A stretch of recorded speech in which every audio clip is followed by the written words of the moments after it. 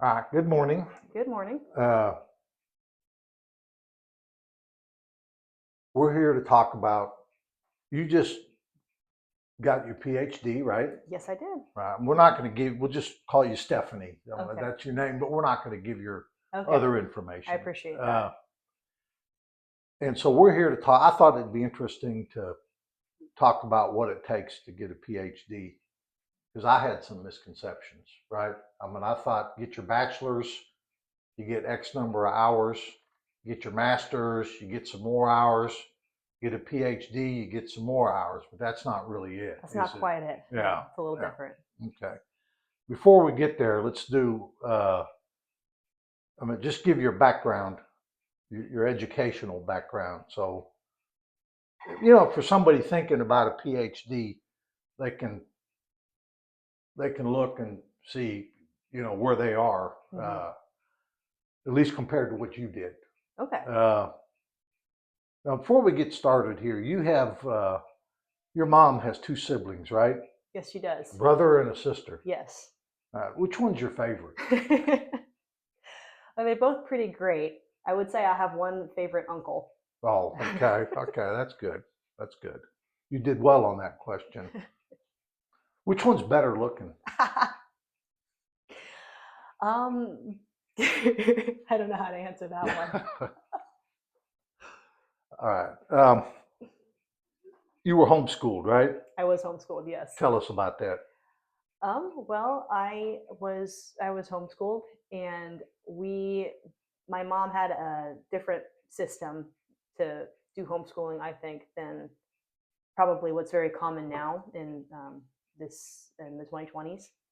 And what she did was that there's different programs that you can do for like math or science or literature, and she would go and pick kind of her favorites. I was the youngest, so at that point she already picked the different things that she liked from different programs, and so we had kind of this mashup of a bunch of different programs, and that's what we used for our homeschooling. And so that's what I had growing up. All right. So you had some brothers and sisters that went ahead of you. Yes, I did. I had well, five of them did no, four of them did the homeschooling before I did. Right. And they might have had all different programs. They all had slightly different, but what was nice is that homeschooling can be kind of customizable. So, for example, me and my brother were fairly close in age. What my mom could do for me is that she would write me a list of things to do that week, and I liked that because I could just get it done whenever I needed to get it done by. So if I got it done by Thursday, then I didn't have to do anything on Friday. I was just done for the week. Versus, and I would you just do all your assignments, you check it off, you show her that you did it, you turn in your work, and then you're done. For my brother, the time management, he struggled a little bit more with that. So instead of doing a list for the week, she would do a daily list for him, and he would just have to get that done for that day, and that really helped him, and it helped me. It was helpful for both of us because we both got to be able to get the education, but then also do it in our own the way that worked best for us. Did you in high in your schooling, in your homeschooling, high school? I'm gonna call it grade school and high school. Okay. Did you actually go to any schools? We went briefly to a private school. We went to a private school for 1 year. That's actually when I skipped my first grade, and I skipped first grade was my first grade that I skipped, and I went into second grade at that school because they had a testing for that. Then later on, probably more towards high school, is we did a couple of what they're called co-ops, and a co-op is not a school, but it's where if you have a bunch of homeschoolers, they can get together and they'll take a class together. So that's usually for things that are a little bit more specific. So a lot of your science courses, you could Right. go do a co-op, and there'd be somebody there that would be teaching you, as opposed to your parents having to figure out what the science stuff is and try to teach that to you. And I just that was another thing is wanted to ask is it was you might have somebody other than your mom like teaching you math, right? Would she would hire somebody to do the math, or is that wrong? We would have different tutors for different things, like languages. We would have a tutor for Spanish, for example. But the math a lot of it was entirely my parents. So my mom did most of the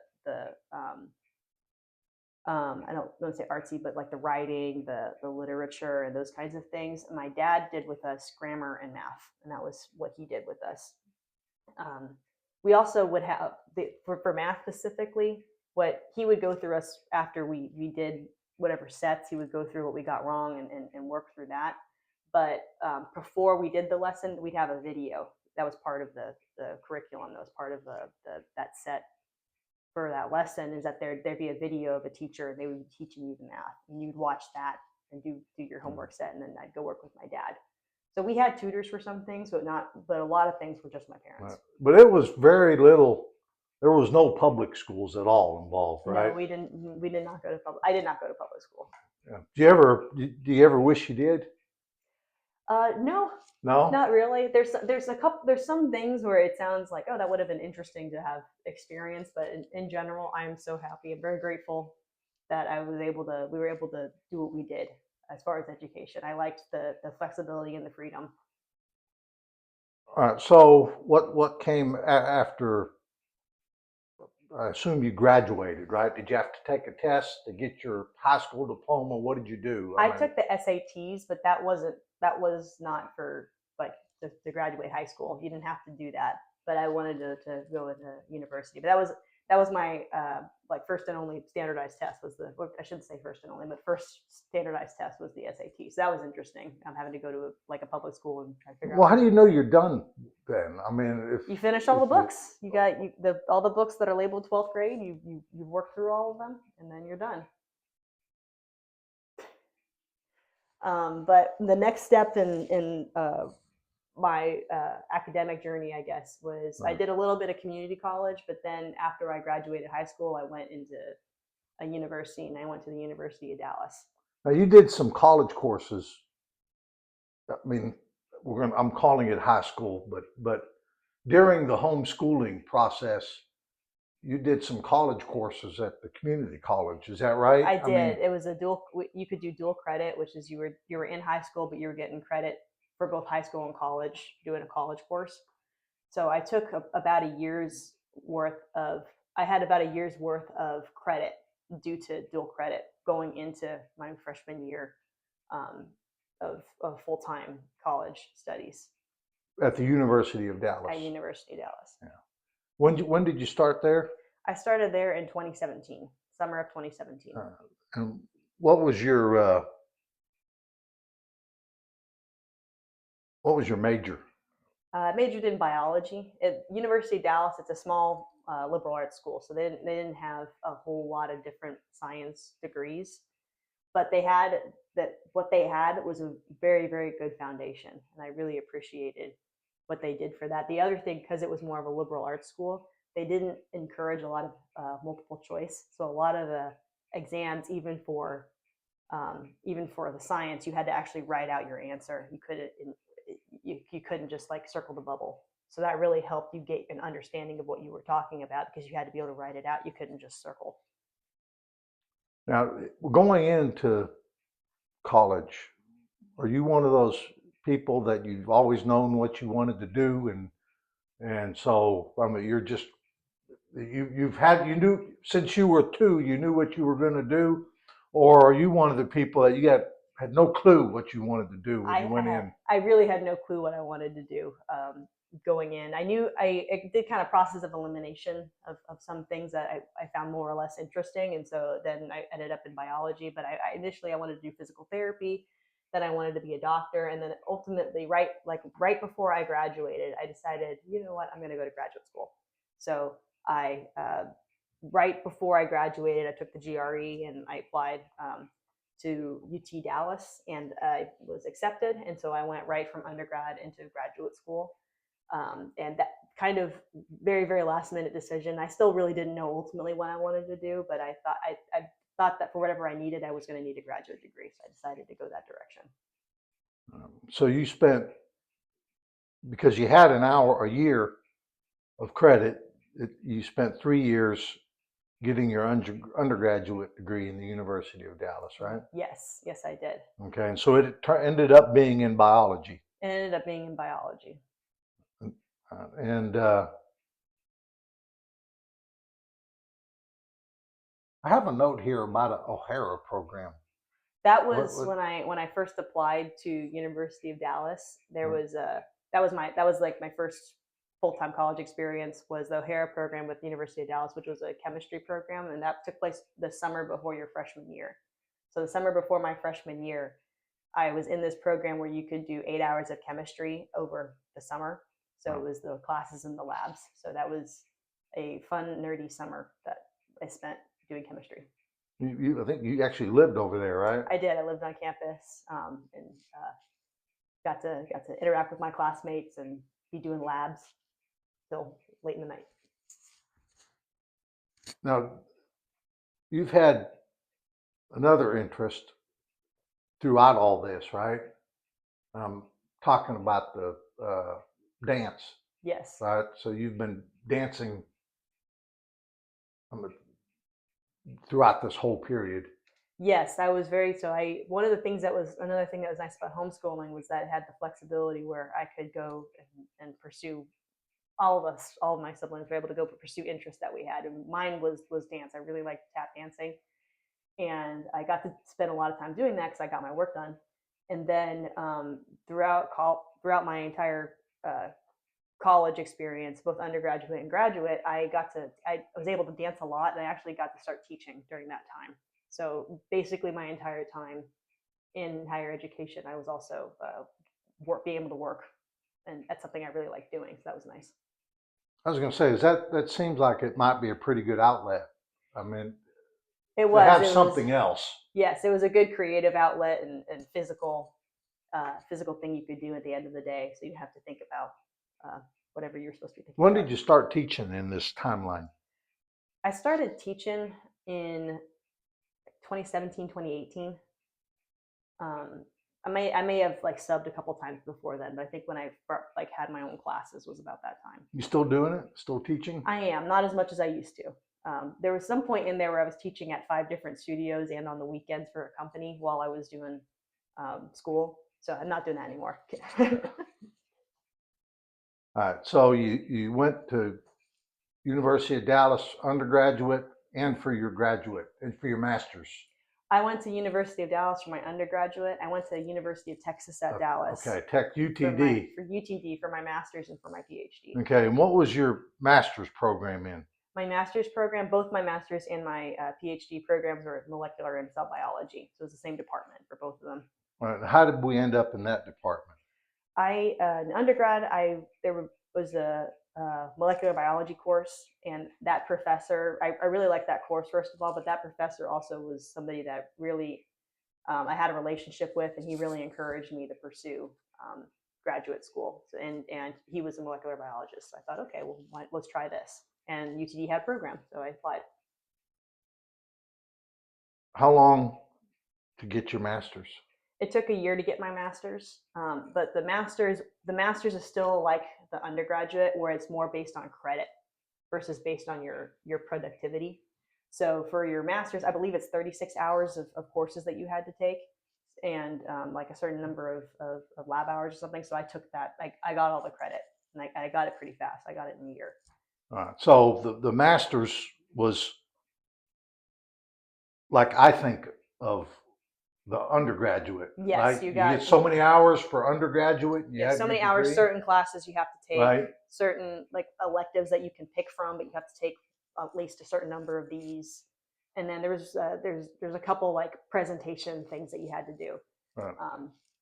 To get your master's. But that was at the time. I think that programs changed a little bit. That's what it was at the time. Any anything you would do over or differently before starting your master's this time? If I could put you back there magically, right? Would there be something different that you would do? I wish I had thought more about what I ultimately wanted to do, but I don't know that I would have at that time I would have been able to figure it out. I needed to get more life experience. What may have been beneficial was to go out and do work in a lab or do something where you actually get technical skills and know-how before going straight into the education part of it, because you learn. I think there's a lot to be learned by just doing doing the thing. So even if you're not in charge of the project, understanding how research is conducted would be really beneficial before jumping straight into having your own research Well, project. that's my understanding that sometimes you can't even get into a master's program until you have like some real world work experience, right? Right. So Well, how did you do it? well, for University of Texas at Dallas, and again, this was at the time, what they had was their master's programs kind of funneled into their PhD program. A lot of the classes were the same, and they really wanted to encourage students to stay for their PhD. So what it was more is that I ultimately wanted the PhD, but I didn't have the research experience or the exposure to University of Texas at Dallas, didn't know who I was. So the deal was I'm going to get the master's first and finish that degree. And then at that time, I should have built up rep with somebody that was going to take me into their lab, which I did. During my master's, I spent part of it working in Dr. Nikki Delk's lab, and I, uh, I wasn't a contributing member until I started my PhD, but I was in there and I was learning how to do all the techniques and things like that.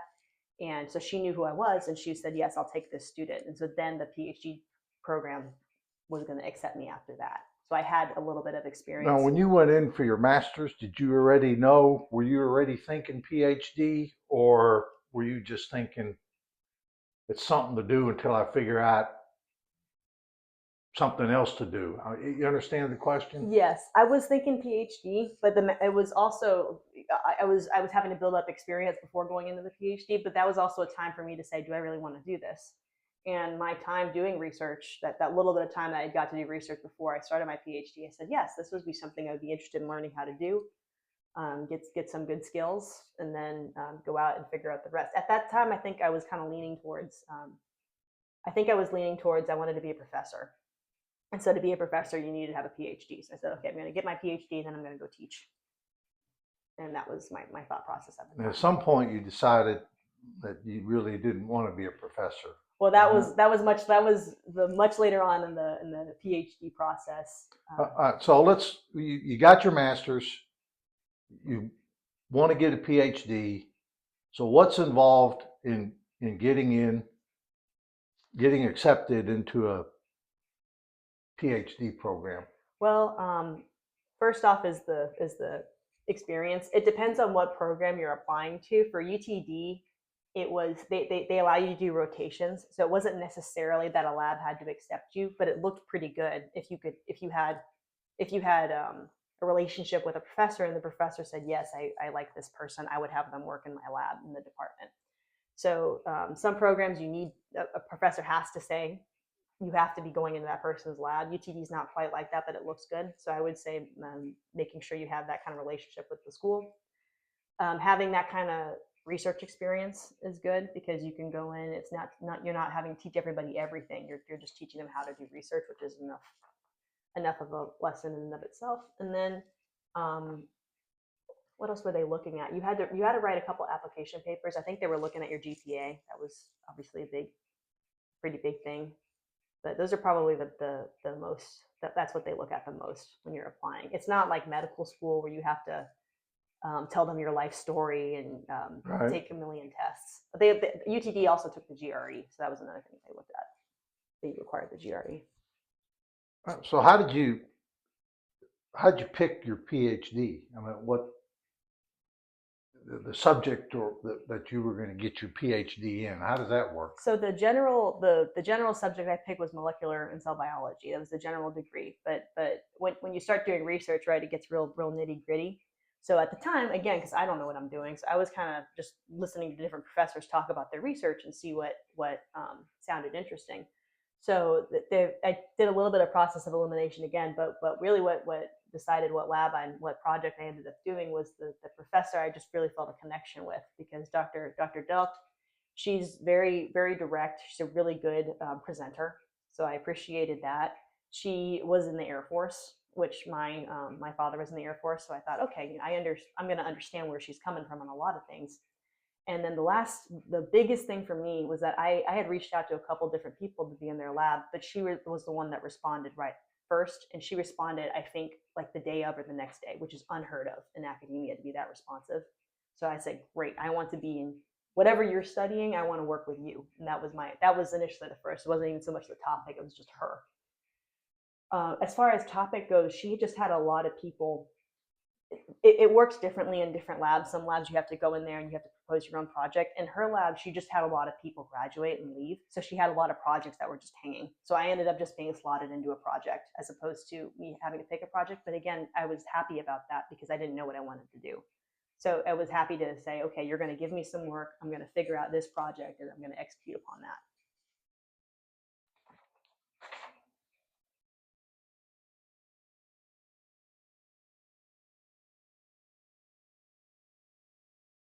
So what is your PhD in then? It's still the name of the degree is molecular and cell biology. My specific project, my dissertation topic, what I worked on for 5 years, was on prostate cancer and chronic inflammation. And specifically, there was a specific little protein cytokine called interleukin-1, and I was looking at if you expose advanced prostate cancer cells to this cytokine for extended periods of time, how the cells changed at the molecular level. So if somebody right now came up to you and said, "Gosh, I'm thinking about getting my PhD, and they've got their undergraduate degree," what would you tell them? What advice would you give them? I would ask them first and foremost, what is it that you want to do? Why is it that you want the PhD? If it's because you like research and that's all great, but what is it eventually that you want to be doing? Because there's ways to be involved in research that don't require a PhD. If it's something specific where you want to, like, I want to win a Nobel Prize and go work at Harvard and go work at UCSC or something, then okay, it's probably going to require a PhD, and you're probably going to have to really pick what schools you go to so you have that kind of a pedigree. But if you don't really have I would say if you don't have a compelling reason for going, it's a whole lot of investment of your time and your energy, and you're not really able to. I was very blessed and fortunate that I was able to do a lot of other things during my PhD. Most people don't have that opportunity because you don't have the capacity to do anything else. So I would say really, what is it that you want to do? Once it's okay, you do have a legitimate reason for going to get your PhD. Do you have the research experience to be able to get into the? Do you have the credentials to be able to get into where you want to go? So if you want to be this like amazing researcher in the future, you may not be wanting to get your PhD at UTD. You may be wanting to be going somewhere that's a little more prestigious, like if you're UT Southwestern or again like a Yale or something that has a little bit more when it comes to the research world.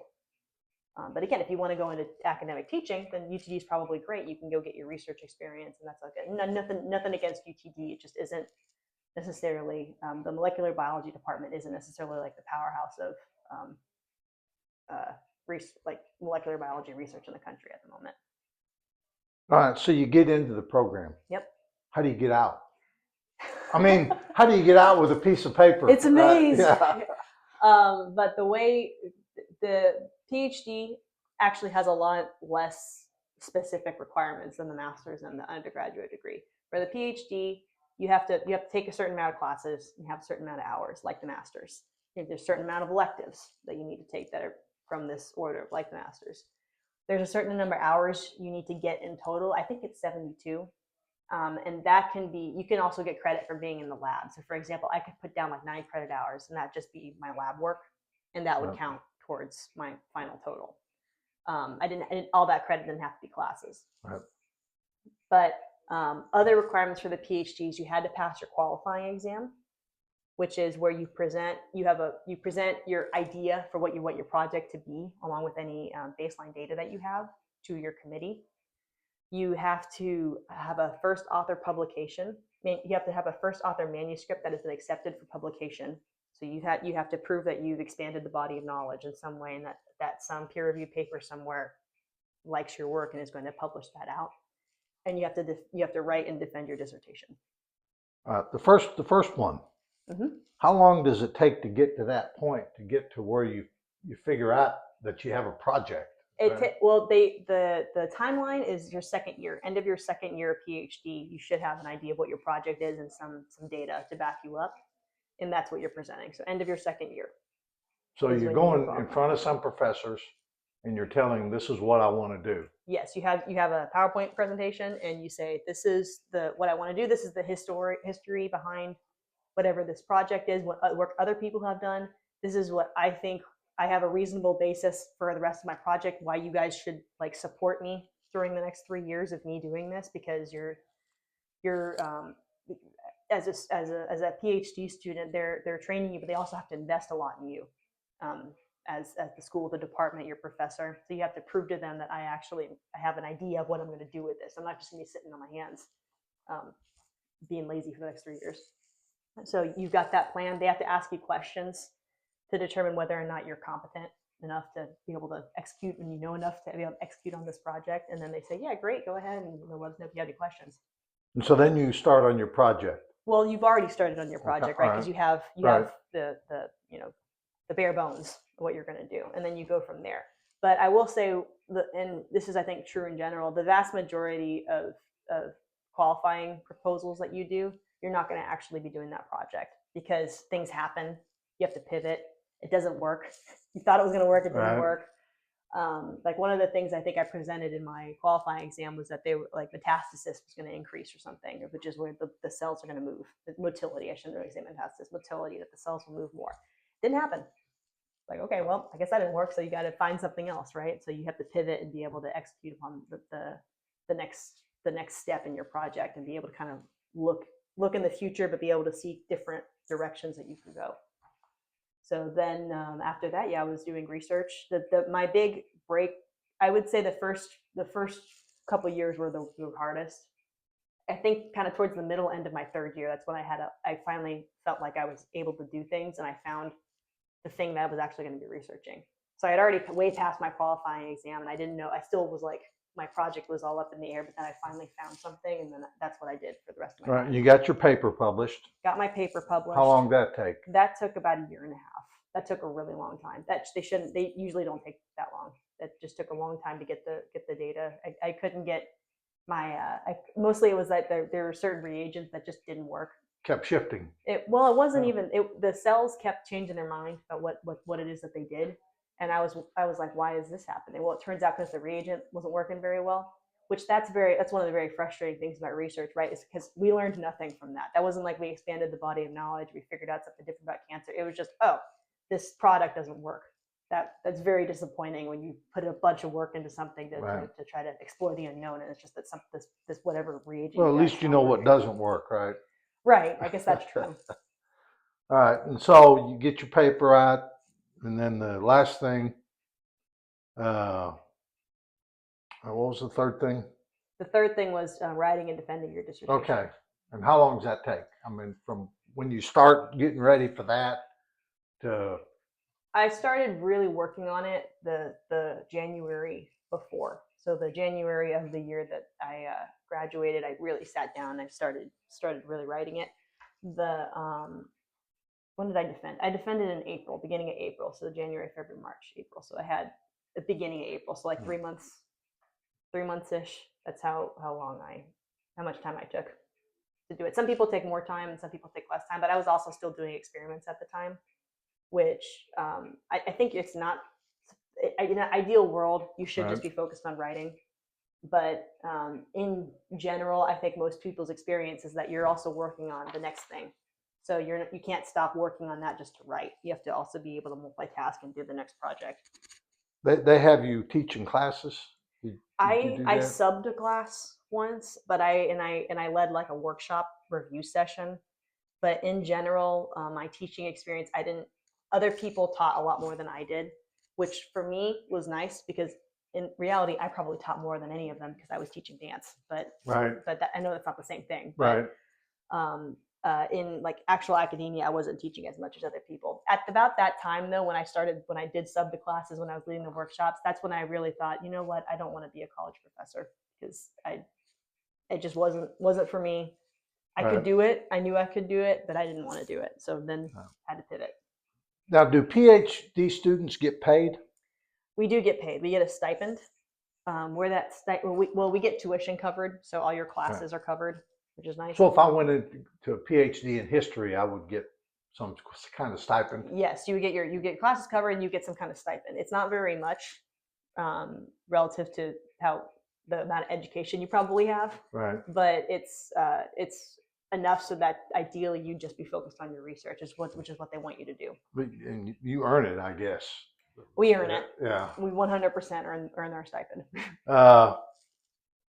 You were allowed to dance on the side there, right? I was. So this is where it gets a little hazy, is that it's not encouraged, Right. and it's, if if certain people found out, they would be very, very upset. But then that was another thing I liked about Dr. Dell, is that as long as you got your work done, she didn't care what you were doing, Right. which I really appreciated. So I don't know if she knew how much I did, but I appreciate that she knew I was doing some, and she never asked questions, and she never I got my work done, and that's all she cared about. Would you do it all again? I think I would, just because I don't think I would be doing what I'm doing right now if I didn't do it. Right. If I had stopped at the master's, if I had never gone to graduate school, I don't know what I would be doing, but I think I wouldn't have been able to figure it out quickly. It still would have taken me 5-6 years to figure out what it was that I really wanted to do.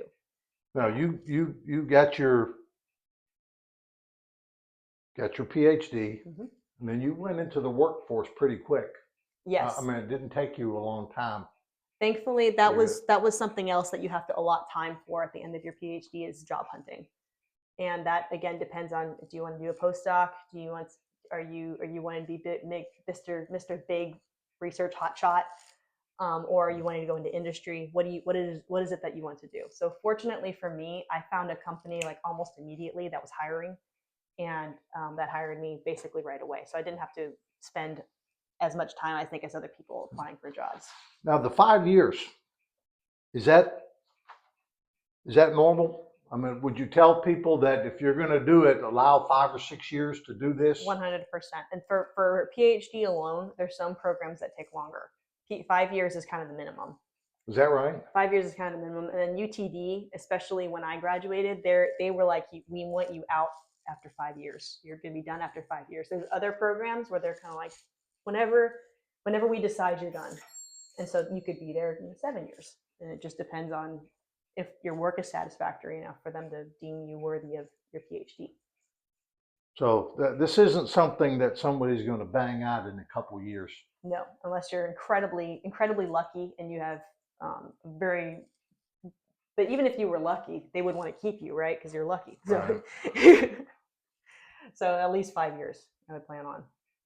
As a PhD student, are you ever involved in raising grant money or anything like that? Is that something that you get involved in? That's one thing I wish in my PhD I had been more involved in that process. I was never, my project wasn't like, I think it was valuable, but to be quite frank, I'm not sure that anyone's ever going to pick up the work that I did.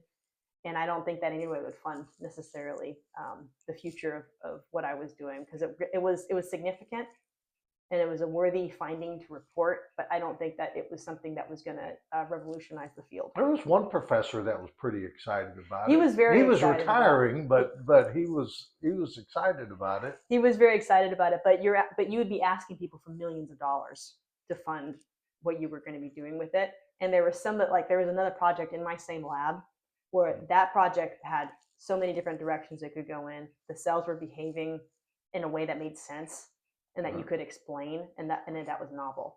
So if I was giving millions of dollars to a project and I looked at mine and I looked at this other person's, I would 100% give it to this other person's. So that's just how it goes sometimes. I think it was worthwhile, because somebody had to figure out whether or not my project was gonna, maybe mine would have been, the next Nobel Prize thing, but it just wasn't.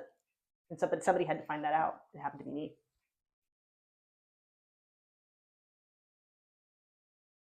So I guess one thing, the good thing about the PhD program, a PhD program, is you don't come out of it $300,000 in debt like somebody might do from medical school, right? I mean, I'm not sure if I would say it's cheaper, but because people do go into debt because you really aren't making that much. So if you, depending on your situation and what and how willing you are to scrimp and save to not go into debt, you're probably going to go into a little bit of debt, but not anything like medical school.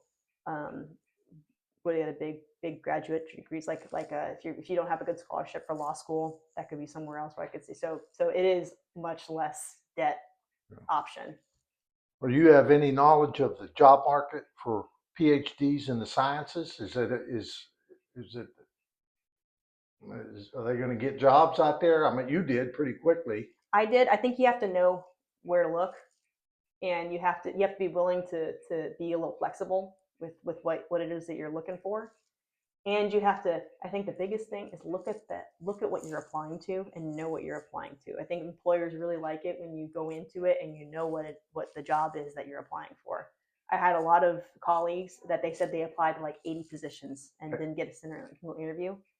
And that would be a lot of work if you were customizing your resume to 80 different positions. So part of me thinks that they might have submitted the exact same resume, exact same application letter to each one of those jobs Instead of tailoring the resume to the job.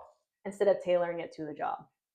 So, but also for my company was hiring, and I knew they were hiring because I was looking at how many applications they had open. So you want to go to where there are jobs. Don't try to apply for something where there's not going to be as many jobs. And if you've got if you're a postdoc, if you're wanting to apply for a postdoc or something, go try to ask and see which professors are looking for people. When you say postdoc, you've got a PhD. What else is there to get after that? I mean, what's a postdoc? Postdoc it's not a degree. What it is that you can go do more research afterwards. I wouldn't say it's a glorified PhD student, but it's a PhD student that has more autonomy and authority to do things. I mean, do you get something else, another degree or something? You don't get another degree. You get paid a little more, and then you also get the opportunity to apply for grants by yourself while still being under the wing of a different professor. You're in somebody else's lab. Somebody else is going to be there. Hopefully, like you've got somebody that's still kind of guiding you, but also they can give you things like materials to work with and things like that. So you're benefiting them because you're a higher level. You understand how to do research, presumably at that time, but they're getting a lot of benefit from you because. So if you love the grind, stay in it. I'm gonna go to the postdoc. That's why I said if I can avoid, I'm not doing it again. All right.